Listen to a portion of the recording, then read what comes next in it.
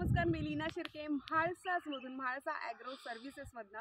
आणि जसं की तुम्हाला माहितीच आहे की आपण दरवर्षी आंबे आणत असतो आणि ते सुद्धा खुद्द रत्नागिरीतून. आणि म्हणूनच आज तुम्हाला सगळ्यांना मी आपली आंब्याची बाग दाखवायला आलेली आहे. Come with me. अख्खाच्या अख्खा डोंगर जो आहे ना, पूर्ण आंब्याची बागच आहे. पूर्ण डोंगर तर मी नाही चढू शकत, पण yes definitely I can show you some trees, mango trees. हो, फायनली थोडा तरी डोंगर मी चढून आलेली आहे. आणि यू कॅन सी दिस, अगदी हाताला लागतील इतक्या जवळ हे आंबे लागलेले आहेत, या कैऱ्या लागलेल्या आहेत. आणि guys, can you imagine this thing? हे ना कम्प्लिटली ऑर्गॅनिक असे आंबे आहेत.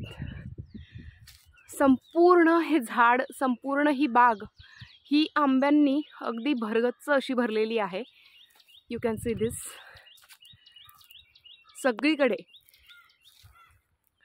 म्हणजे ना, मला नाशिकचे ते द्राक्षांचे गड तर माहिती आहे, पण हे आंब्यांचे सुद्धा इतके मस्त मस्त गुच्छ असू शकतात.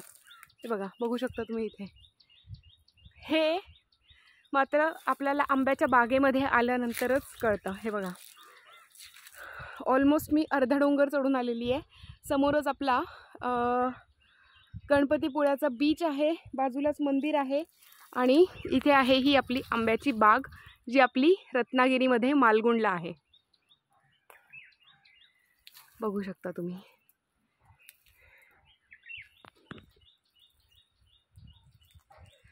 आणि सगळ्यात महत्त्वाची गोष्ट काय माहिती आहे, ते म्हणजे की हे जे सगळे आहेत आंबे, हे घ्या जरा, फोन पकडा.